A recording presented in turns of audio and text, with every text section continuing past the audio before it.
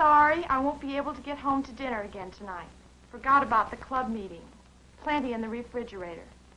Father called. He'll be home next week. See you tomorrow. Mother.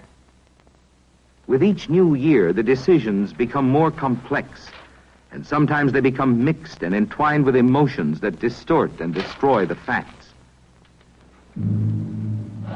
Loneliness, fear, misunderstanding, anger, defiance, or just a natural curiosity. These emotions take command as the young mind probes and experiments with life.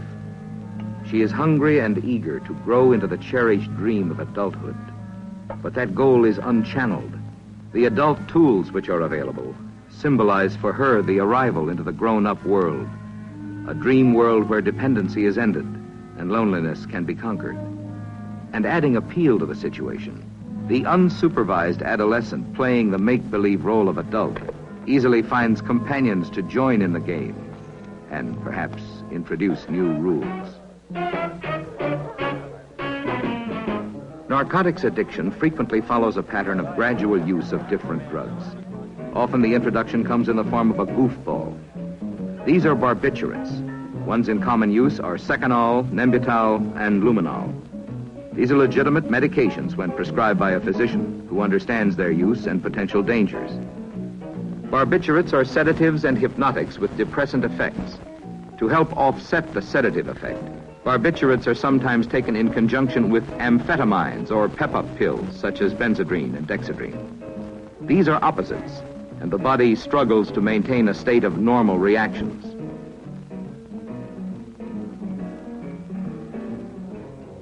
Once in the system, barbiturates go to work on the nerve center.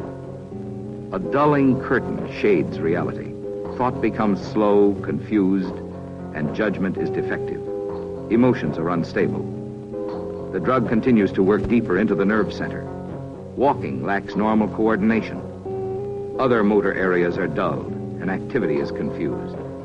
Tremors often result. The senses are affected. The eyes oscillate involuntarily, and it becomes difficult to hold a fixed position. If pep-up pills are taken at the same time, opposing forces attack the brain. Instability increases in both thought and action. Both drugs are physically dangerous. The addict takes a chance so that he can feel high. But he is not high. He is confused, for he has drugged and distorted the knowledge and skills that life and time have given him. Escape, a flight from reality. She has found a crutch to see her through her difficulties, instead of facing up to them and learning to cope with them. She has made her decision. In time, as her problems grow, her need for the crutch will grow. She will search for something different, something better.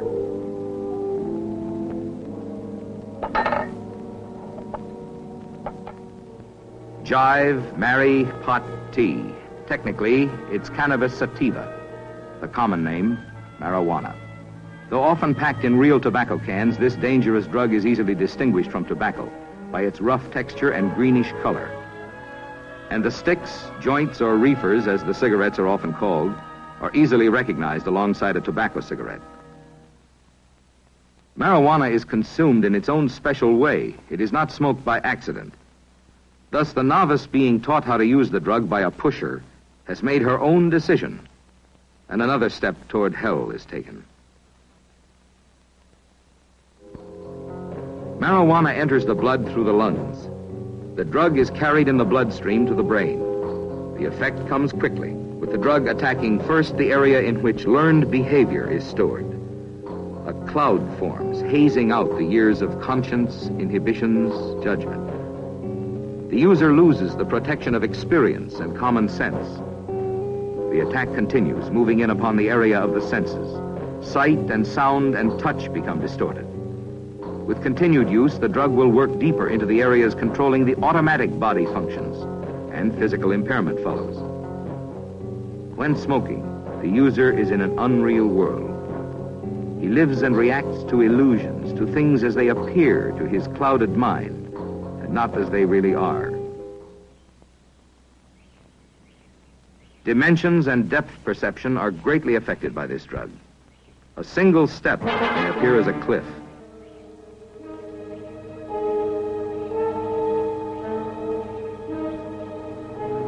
time perception is also distorted. Time is suspended, and fast action appears slow. Danger is ever present.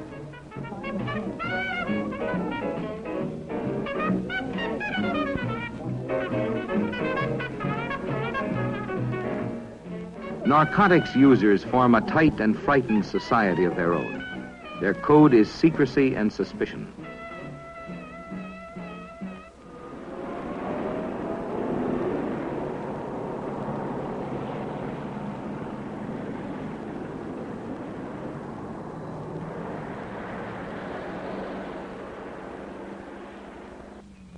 The marijuana smoker, unlike most other narcotic users, prefers company when smoking the drug. Thus, so-called tea parties are common events. It is inevitable that with the passage of time, the user will drift into a group and become enmeshed in the silent society of fear. When introducing the drug, the pusher offered the reefers free. But in time, the novice begins to feel the need for the marijuana, and the pusher knows the free ride is over. He has a paying customer. She has come to depend more and more on the escape offered by the drug. To face each new problem, she needs the crutch. She searches him out. She needs one now. She's way down, demanding mental craving. The deal is set, the buy is made. But she needs a place to consume the drug, for fear and suspicion are part of her life now. Earlier, the pusher sold reefers to the group now gathered in the alley. He was their connection. He tells the girl of the tea party now in progress, and she goes eagerly to join in.